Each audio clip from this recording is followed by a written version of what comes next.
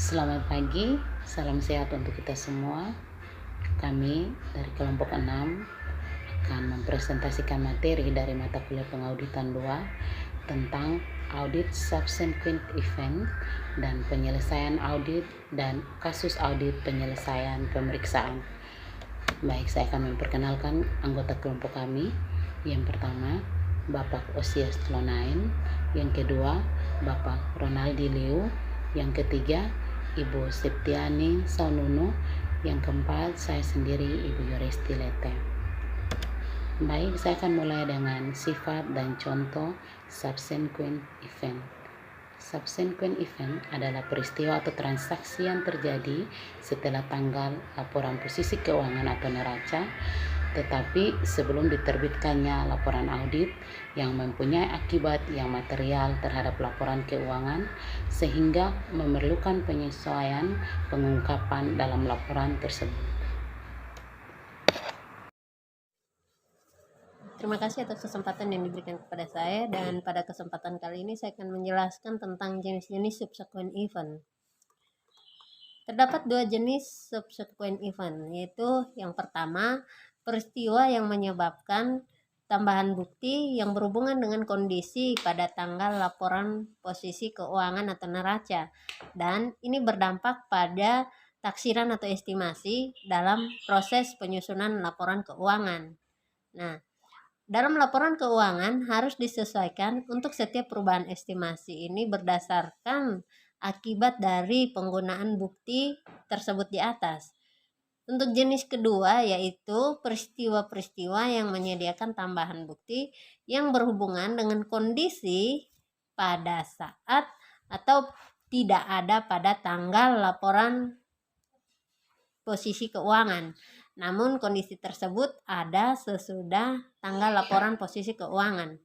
Nah, peristiwa tersebut tidak memerlukan penyesuaian terhadap laporan posisi keuangan, namun dalam beberapa peristiwa mungkin memerlukan pengungkapan agar di dalam laporan keuangan tidak menyesatkan bagi pembacanya. Contohnya, ada contoh dari jenis-jenis subsequent event ini, yaitu yang pertama penjualan obligasi atau penerbitan saham baru, yang kedua pembelian bisnis, yang ketiga terjadinya tuntutan hukum yang disebabkan oleh peristiwa yang terjadi sesudah tanggal laporan posisi keuangan atau neraca, yang keempat yaitu kerugian aset tetap atau persediaan diakibatkan oleh karena kebakaran, dan yang kelima itu ada kerugian yang diakibatkan oleh kondisi misalnya penyebab utama kebangkrutan pelanggan yang timbul setelah tanggal laporan posisi keuangan atau neraca. Demikian dari saya, dan untuk selanjutnya saya persilahkan teman berikut. Baik, saya akan melanjutkan. Tujuan audit subsequent event yang pertama, menentukan keberadaan kejadian penting sesudah tanggal laporan posisi keuangan yang membutuhkan penyesuaian terhadap laporan keuangan atau memerlukan pengungkapan dalam catatan laporan keuangan agar tidak menyesatkan pengguna laporan keuangan. Yang kedua, menentukan kemungkinan terjadinya piutang. Lalu yang ketiga, memastikan bahwa barang dalam perjalanan yang tercantum di dalam laporan posisi keuangan bertanggal laporan posisi keuangan betul-betul masih di perjalanan. Lalu yang keempat, untuk memastikan bahwa liabilitas dan beban yang masih harus dibayar yang tercantum di dalam laporan posisi keuangan bertanggal laporan posisi keuangan betul-betul merupakan liabilitas perusahaan yang akan dilunasi pada saat jatuh temponya. Lalu yang kelima, untuk memastikan bahwa tidak ada liabilitas perusahaan yang belum dicatat pertanggal neraca. Selanjutnya, prosedur pemeriksaan subsequent event. Yang pertama, pemeriksaan pengeluaran dan penerimaan kas sesudah tanggal neraca sampai mendekati tanggal selesainya audit fieldwork. Kemudian yang kedua, periksa bukti pengeluaran dan penerimaan barang sesudah tanggal neraca sampai mendekati tanggal selesainya audit fieldwork. Yang ketiga, pemeriksaan cut-off, pembelian dan penjualan. Lalu yang keempat, review laporan keuangan interim untuk periode sesudah tanggal neraca. Lalu yang kelima, minta fotokopi notulen rapat direksi, dewan komisaris, pemegang saham. Periksa apakah komitmen dari perusahaan yang baru dipenuhi pada periode sesudah tanggal neraca. Demikian dari saya, dan saya persilakan teman untuk melanjutkan. Silakan. Terima kasih, saya akan melanjutkan.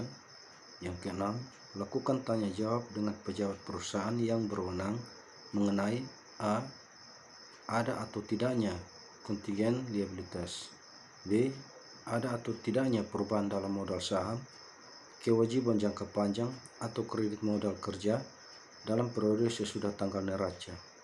C. Ada atau tidaknya kejadian penting sesudah tanggal neraca yang memerlukan adjustment terhadap laporan keuangan atau penjelasan catatan laporan keuangan. 7. Kirim konfirmasi ke penasihat hukum perusahaan. 8. Analisa perkiraan professional fees. 9. Dapatkan surat pernyataan langganan. Menyelesaikan pemeriksaan audit. Tahap penyelesaian audit merupakan tahap yang terpenting untuk memastikan audit yang berkualitas. Dalam tahap ini, auditor menelaah kewajiban kontingensi dan peristiwa. Kemudian auditor juga mereview kecakupan bukti audit dan manajemen mengenai temuan yang penting dan persoalan lainnya. Setelah menjelaskan aktas-aktas yang terlibat dalam penyelesaian audit, kemudian harus diberikan pertimbangan pada pertanggungjawaban auditor setelah audit. Tanggung jawab ini berkaitan dengan peristiwa yang terjadi sesudah tanggal laporan audit. Demikian presentasi dari kelompok kami. Semoga ilmu yang kami sampaikan ini bermanfaat untuk kita semua. Dan mohon maaf atas kesalahan dan kekurangan dalam penyampaian presentasi kami. Sukses untuk kita semua. Salam sehat. Shalom. Terima kasih atas perhatiannya.